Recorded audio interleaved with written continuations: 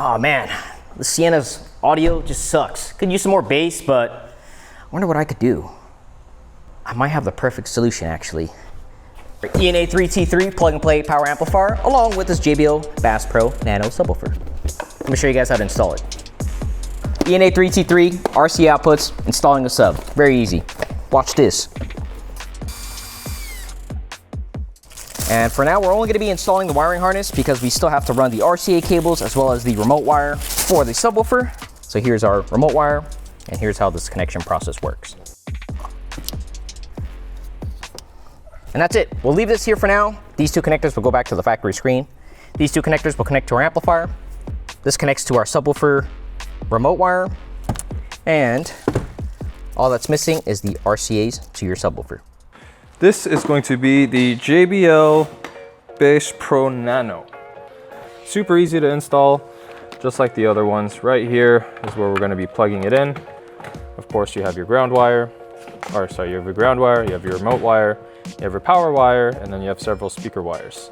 For us, we don't need to worry about any speaker wires, so what we'll probably do is we'll wrap this up, we'll insulate it, and we'll have it zip tied like this just to keep it clean. And then these are the three that we're going to be utilizing.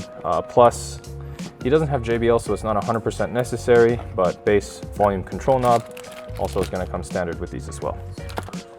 These other brackets and hardware that come with the kit, here's an extra 15 amp fuse in case the amp blows. You never really have situations where that is, but since we're going to be velcroing it to the bottom there, it should be just stable enough, and we'll give this to him just in case he has a secondary location he wants to mount it. All right, so when you're insulating these wires, you do want to make sure that you insulate all of them separately, because in the event that they do touch, these are positive and negative signals coming from the speakers. You're going to get a lot of feedback, you're going to get a lot of static. Okay, so on one end, we'll have this connected like this. The other end for the ground, we'll have this also connected with this. And for the remote wire, being it smaller, we'll use standardized bullet connectors. Then I'm gonna strip off just slightly more. It might not be the same case for you, but don't be afraid to make necessary trims just to get better contact. It'll save you time at the end of the day. All right, give it a little tug test. Sick. Then, it's the female side. You can see how small the hole is that you're working with. But the remote wire, it's a little bit bigger, so sometimes you need to tri-fold it. So, fold one, and then fold the second, and then you just twist. Okay, after that crimps, give it a tug test.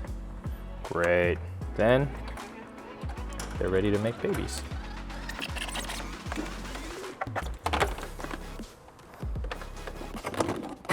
That's gonna be where we enter from. And for now, we'll just route the rest of this while we give ourselves enough slack. If we have to trim the top off the other side, we'll do that. So, we'll get some zip ties for now. We'll secure it as we go along. So everything here, you see this, how it moves right here. That's what I'm gonna route underneath to. So I'm gonna take this wire. We're gonna go under where the belt is. It's right here.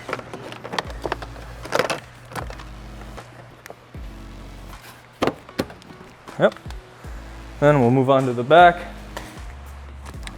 And then right here is the easier part. You could lift it anywhere in like the weak points right here. And then once you pull it through, you should be able to floss it. And you'll be able to floss it through here. Once it's through, you pull it, and there you go. Clean way all the way to the battery. Then you grab your ring terminal. Since we're gonna insulate anyways, this is what we're gonna do. Raw wire comes in, we crimp it down, and we'll be good to go. So, grab the other side, give it a little pinch. This should go right in here. All right, we'll move that around. We'll insulate the top there.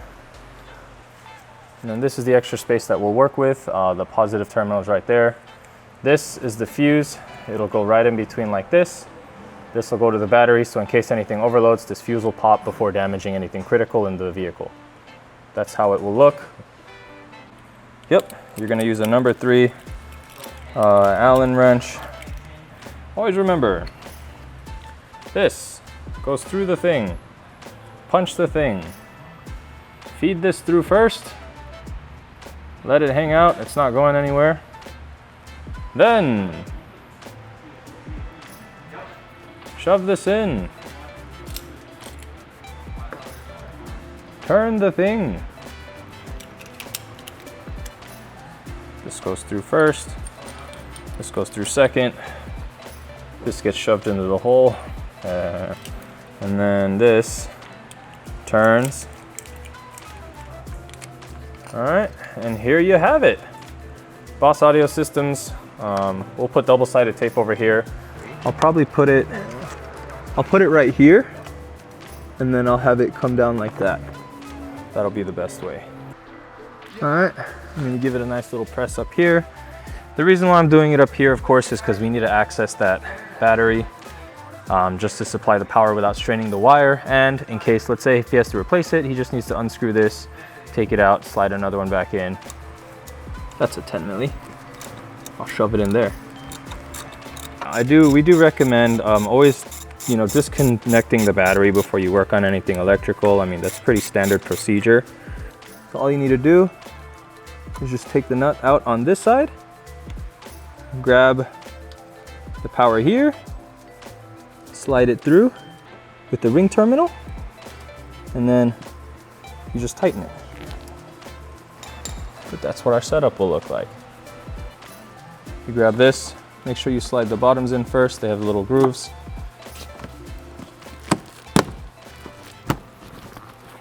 And voila.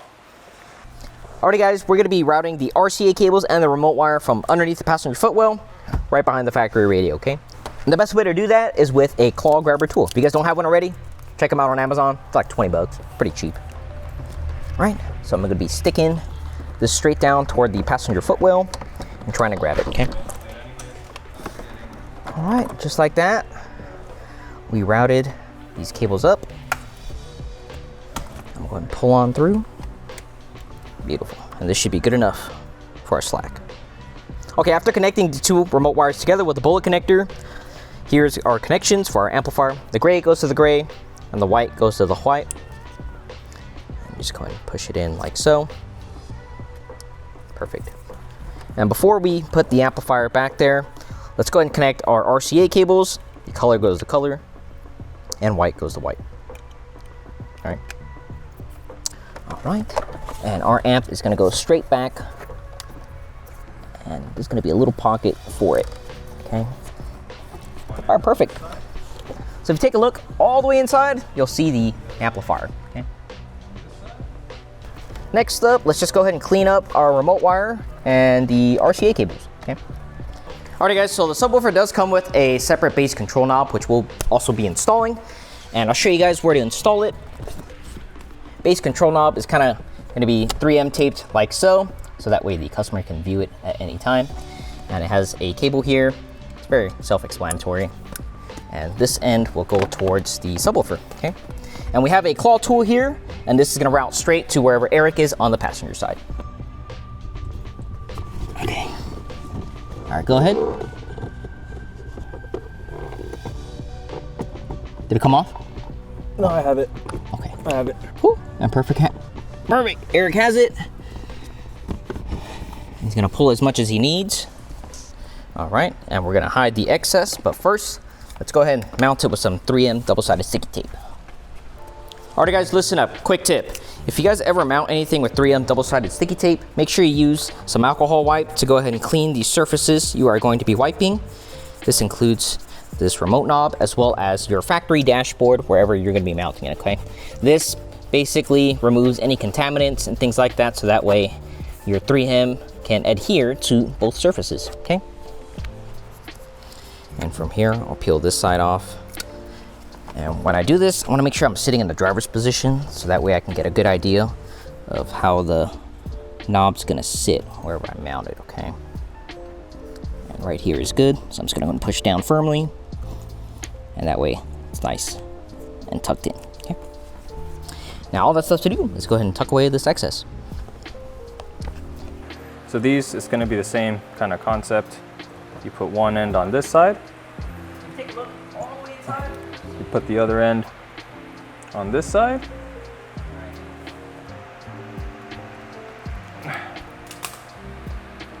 Right. Then we'll give it insulation. All right, it's pretty clean, huh?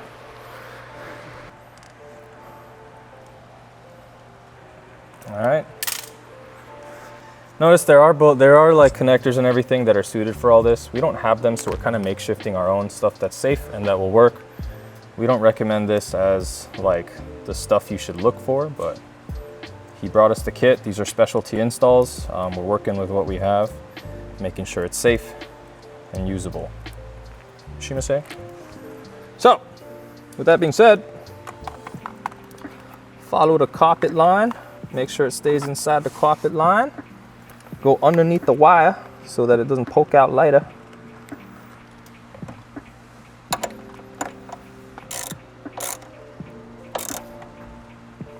Perfect. See? Shove this on this side. This side, we shove this in there.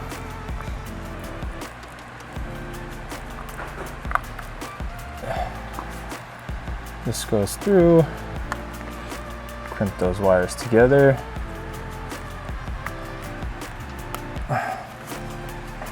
Perfect. I'm just going to be zip tying this all together. So we're going to put this vent back on. It is a little bit flexed because we have a lot of stuff in there now, but here's what it is.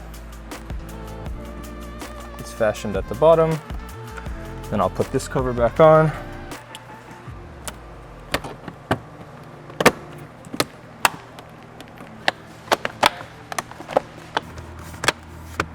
Okay. Alrighty, and last step for the JBL subwoofer, we are going to be inputting some Velcro strips, so that way it doesn't really move around.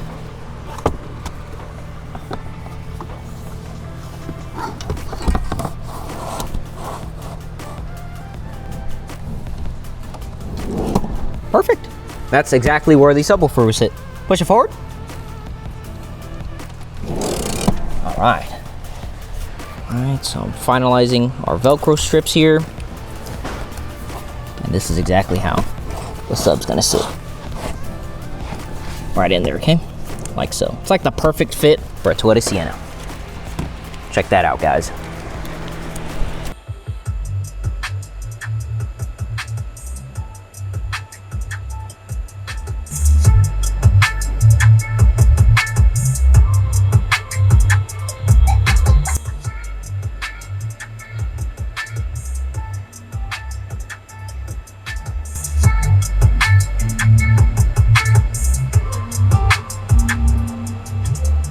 Yeah, if you guys liked the video, make sure you guys give us a thumbs up. Hit the subscribe button if you guys haven't already. See you guys next time. Look, I don't take no loss, it's simple.